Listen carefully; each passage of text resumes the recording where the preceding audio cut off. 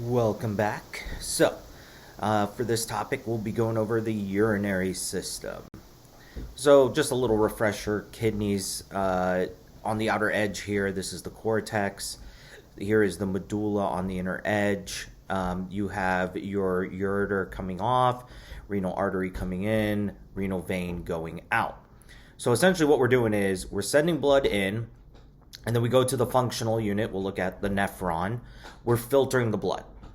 We're pushing through pressure into the nephron. Everything minus cells, protein. It's kind of we say protein. In reality, some protein does push in there. Some is small enough, but we should 100% reabsorb it. Same thing with glucose. We should 100% reabsorb it. If we see protein or glucose in the urine, that's a problem. That means there is damage to the kidney. There is damage to the nephron. Okay? Never ever want to see that.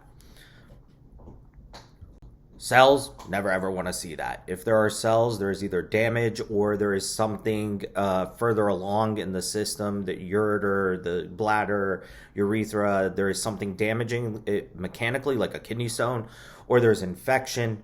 So we don't want to see cells in there as well. Or the filtration membrane is damaged, okay?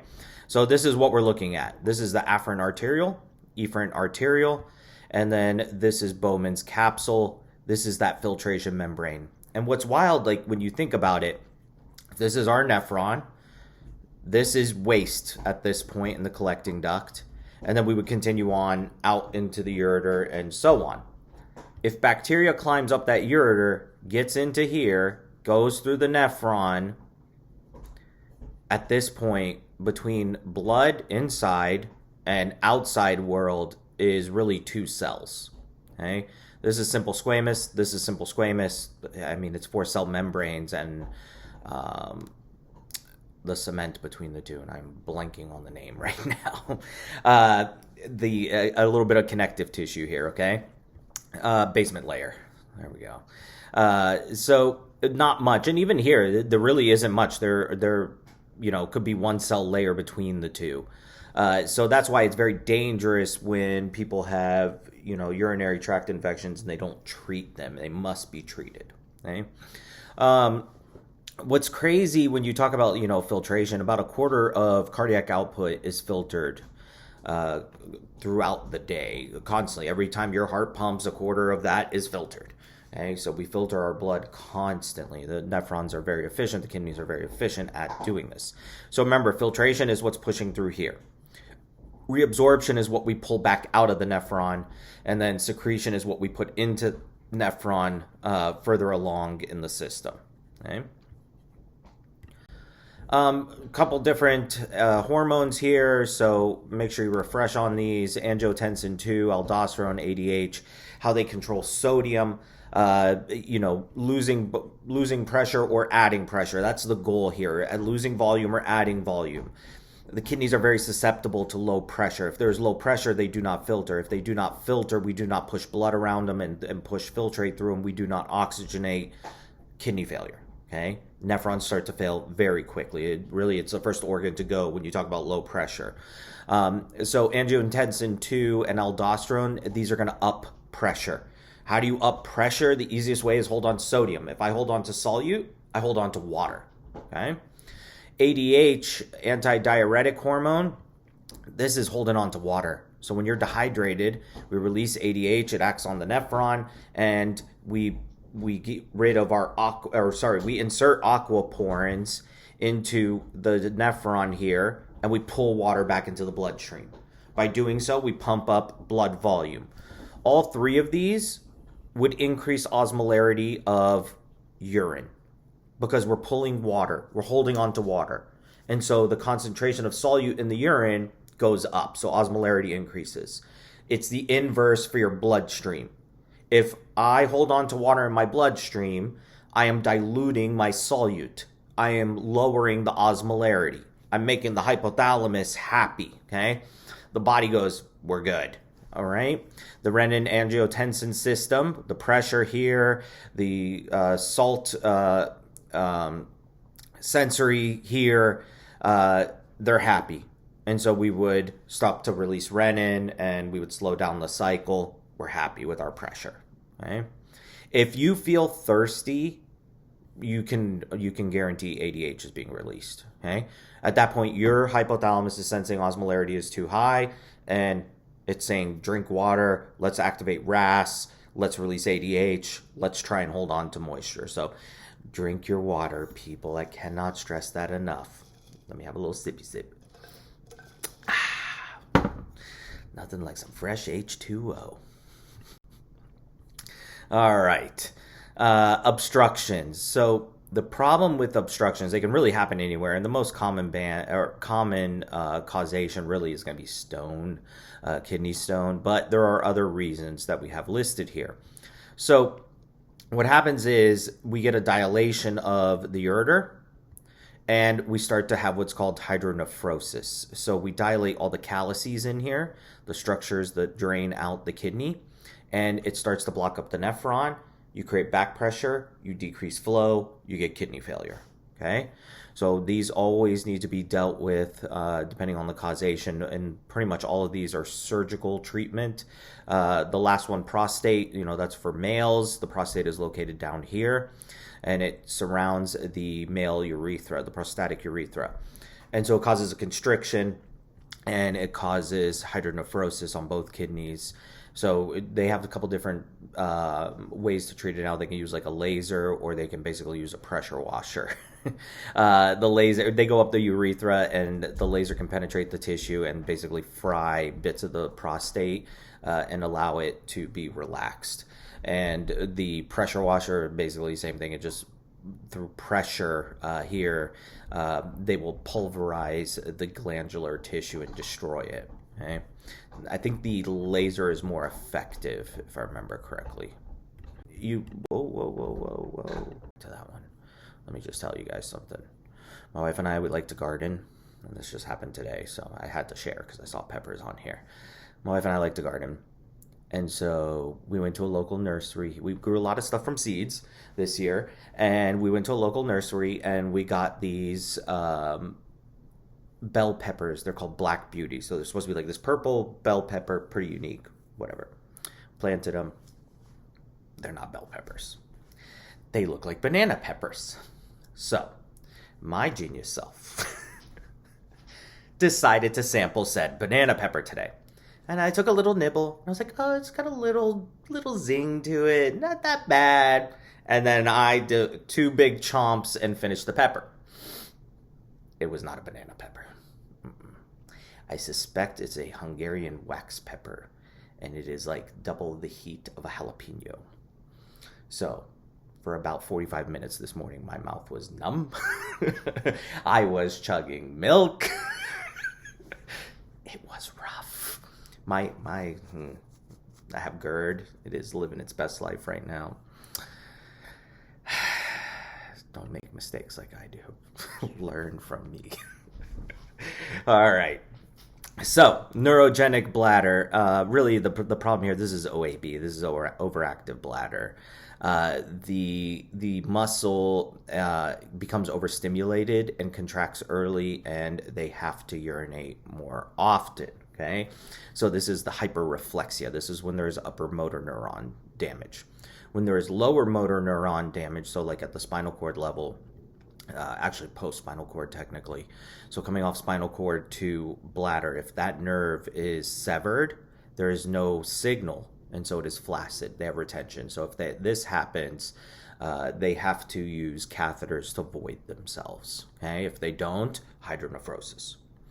Dyssynergia, it's not coordinated. Okay, so when they want to relieve themselves, it doesn't want to. When they don't want to relieve themselves, they may go. Okay, so one of the neat treatments that they can do is the trigone area, which is where the ureter comes down into here, ureter comes down into here, and you have urethra. It creates a trigone area. They can actually go in there and inject Botox, botulinum toxin, and paralyze it a bit. And that can help with the overreactiveness. And usually Botox lasts about 6 months, so that's something they would have to do periodically. Different types of incontinence here. So this is where someone cannot hold themselves. So there's stress incontinence. This is typically seen in women post pregnancy. The reason being the external sphincter that we voluntarily control becomes lax from the pregnancy from stretching. And so it can be surgically corrected, but when they sneeze, cough, they increase abdominal pressure, they may urinate themselves a little bit. So typically associated with women in pregnancy. Urge incontinence, that's the overactive bladder that we just talked about.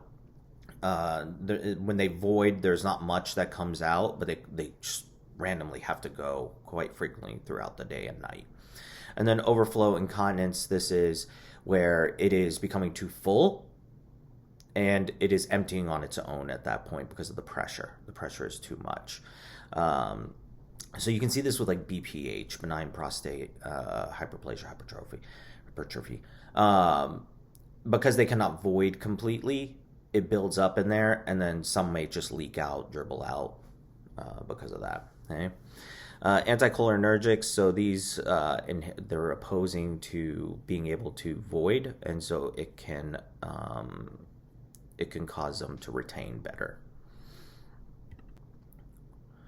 All right, so we mentioned the upper motor neuron. We talked about hypertrophy, pelvic floor damage. That's your stress incontinence, urethral stricture. So this would be like BPH, tumors. So this can obstruct, and bladder infections. Okay, so here when you talk about infections, the body responds with there is an irritant. I want to clear it, and so because it wants to clear it, it causes the person to feel like they need to urinate frequently. So one, symptom of UTIs, cystitis, is frequent urination, cloudy urine.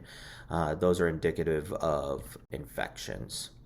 So obstructions, here's your prostate obstruction. Okay, so they can't void very well. And then here's pelvic floor damage. Okay, so there is obstruction here. The bladder has basically sunken into the vaginal tract here, and it's just not functioning properly. Cancer, there's all kinds of cancers. So here, when we talk about cancer, here's your kidney, normal. Here's an abnormal kidney. There's that cancer. Look how huge that is. Okay.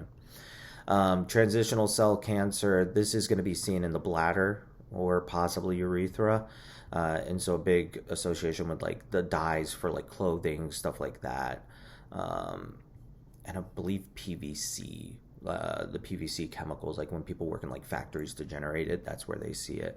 And then here's renal cell carcinoma. So this is a cystoscopy. The camera is sent up the urethra and they're looking inside the bladder, and that structure there, that is very abnormal. Yeah. So there are newer treatments, very, very good at treating these. It just needs to be discovered early. So like, you hear about patients, they have urine in their, blood, they have blood in their urine, and they ignore it for long periods of time. Abnormal, okay? If your urine looks funky, go get checked out. Something isn't right. It should never, ever be ignored. Really, you think about it, this is waste, and there's an abnormality in the waste, okay? Something is wrong. Cystitis, so this is infections. Women, due to anatomy, they are at very high risk compared to males. So, pain with urination, frequency increases, incontinence, those are all signs of infection. And the problem is, you talk about in our stool. In our stool, we have E. coli. E. coli is a must. We need it to, generate vitamin K for us, clotting factors. It helps break down stool. It is important. And, plays a role in gut-brain axis. So important. We don't want to lose it. So it has fimbriae. Fimbriae are like Velcro, and it allows them to attach to the walls of our colon. Well, the problem with that is if they migrate into the urinary tract, they have fimbriae and they can attach. And so that's part of why we frequently urinate. It's trying to mechanically flush. There's an association, they say, with cranberry juice. Really, it's any juice that is acidic. So all your citric guys, if you consume excess acid, you must get rid of it. Either we breathe it out, hydrogen ion, or we urinate out hydrogen ion. So really any of those. It doesn't necessarily have to be cranberry. Okay. Supposedly there's a link between it affecting the fimbriae and all of that. Logically that doesn't make sense, because then you shouldn't be drinking it, because you would lose all the E. coli in your stool, in your colon. We don't want that, right? There's different types of cystitis. The most common is for females, not wiping correctly, not changing underwear frequently, type of underwear, sitting in baths, sexual habits. And then some women are populated. The trigone area is just populated. They need a longer treatment to get rid of it. Okay?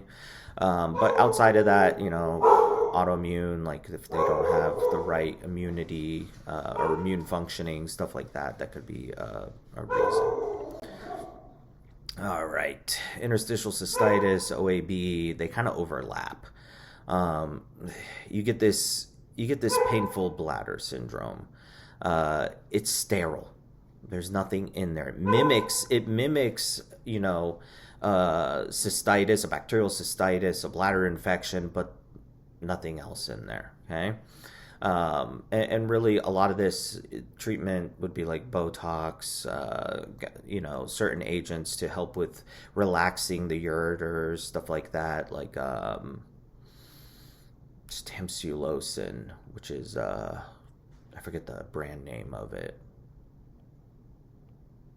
It relaxes your ureters, bladder. It helps with urination for males. I can't remember the brand name. Google it. Okay. Pyelonephritis. So this is infection of the kidney. Normal kidney, infected kidney. Okay. Pyelo is dangerous. This is an untreated UTI. It destroys the glomerulus. You can see all these germ colonies destroying it. And then now we have an abscess, and eventually we'll have collagen depositing destruction. Patients are admitted for this. They must get, IV antibiotics to treat it. Okay. So most common, E. coli. Proteus is in our stool as well, so we can see that. Flank pain, so side pain, that is a common. Fever, chills, because they're approaching sepsis. Okay. Glomerulonephritis, so this is damaging the wall, okay, basically the filtration membrane. So there's nephritic syndromes and nephrotic syndromes, and really what it has to do is the amount of protein coming out in the urine. 3.5 grams a day is the defining point. Okay, below it nephritic, above it nephrotic. So a couple different reasons here. We got SLE, diabetes, untreated diabetes, and PSGN. This is someone gets strep throat and ends up with it. And the reason it's happening in both of these, it's a type 3 hypersensitivity. Antibodies and antigens are combining and depositing. Neutrophils come in, they barf out their oxidative agents, they destroy the tissue. I have a friend who had PSGN. He was around like 18 when it happened, 19. About a month after strep throat, because he did not get it treated, he developed this hypersensitivity. He lost both kidneys. He ended up finally getting a transplant. He was on dialysis for a period of time, got a transplant. And I don't know if you guys are aware, but when you talk about like solid organ transplants, you are forever on immunosuppressants, because your bodies can still identify that it is not you, and it tries to attack it. And even then, they have a lifetime or life expectancy of the organ. And so he is 13 years in now, and he has rejected. So that's like currently happening right now. So he is in the middle of trying to get a new transplant. He has rejected the kidney that he was given. So tough. It's not anything he did. It's just that is transplants. Okay? So strep throat should always be treated. It should not be left alone. And then lupus, that's autoimmune. You and your luck there kind of situation. So you can see, here's a normal glomerulus on the right here. This one is partially damaged, and then this one is just gone. Right? It's just non-functional at that point. Nephrotic syndrome. So the amount that they lose is huge. Same person here. Okay? So when you lose all this protein, one sign that someone is having a nephritic or nephrotic syndrome, especially for males, if they stand up to urinate, is the urine is foamy. Then they get puffiness under the eyes, puffiness around the ankles. Those are usually the first areas. And then you start to get this generalized edema. And the reason is you're losing your osmotic oncotic pressure, a big value of it, that albumin, the protein in general. And so by losing it, and they keep on rehydrating, your hydrostatic pressure is becoming unopposed. And so it's just flooding into the interstitium, and we see this edema. Okay? I have this chart in here for you guys to do a comparison.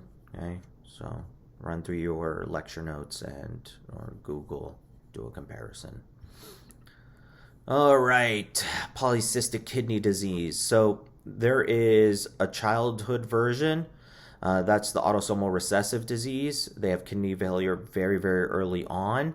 And then there is the adult or acquired or autosomal dominant. This is later in life. The kidneys will fail. Okay, you see how they're all bubbly right here? Okay, here, okay, here.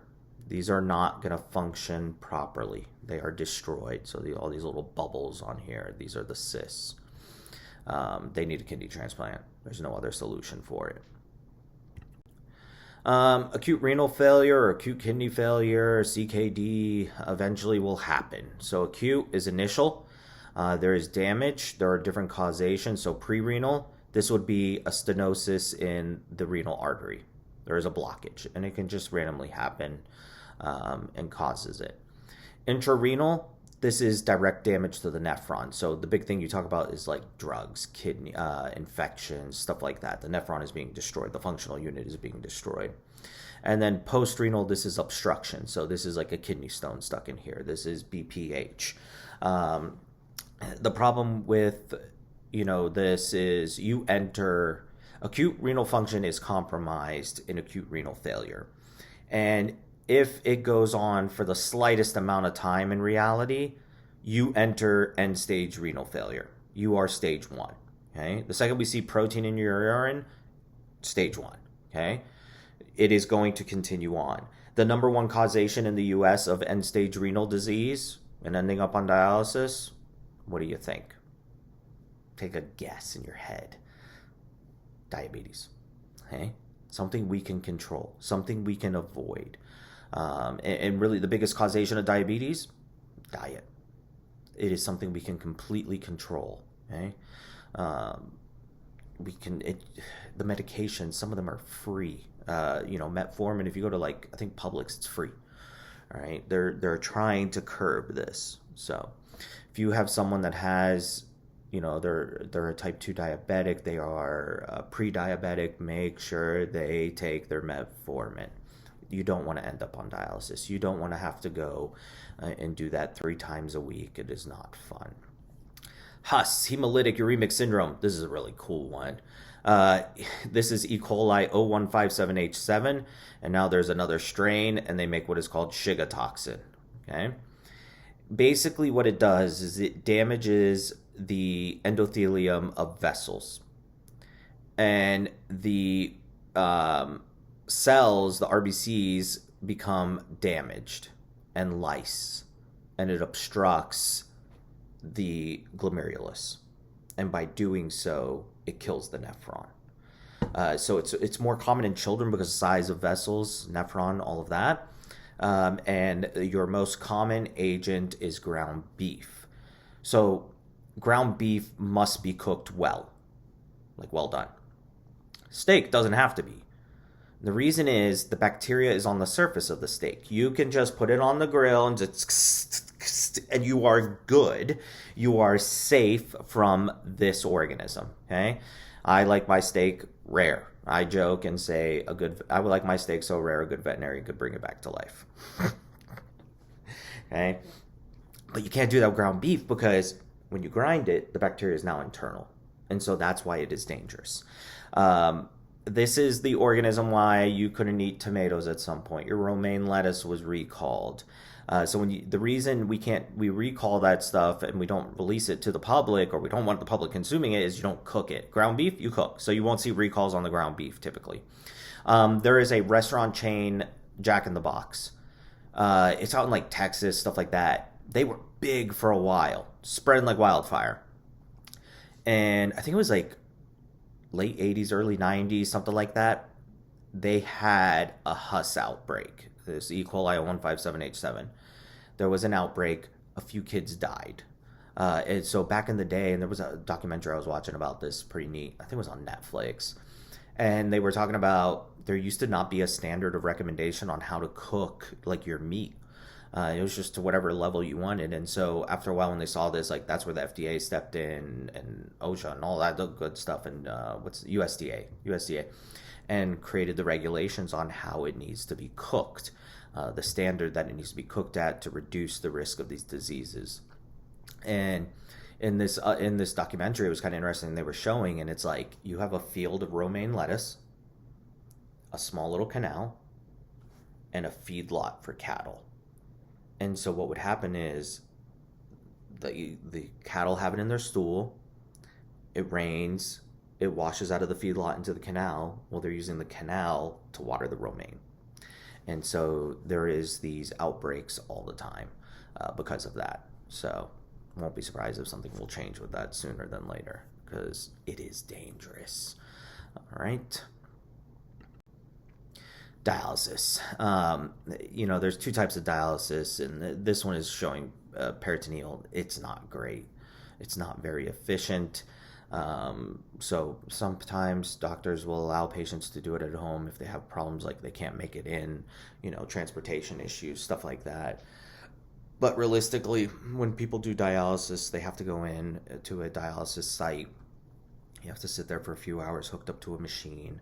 It is cycling your blood through the machine and cleaning it and putting it back into you. They will say they lose, 15 pounds in a session because there's so much waste in their body accumulating. And you're doing that 3 times a week. It is not efficient. You are still having poisoning of your system over time. That's how efficient the kidneys are. So not a fun route to go. So take care of your kidneys, people. All right. Bye.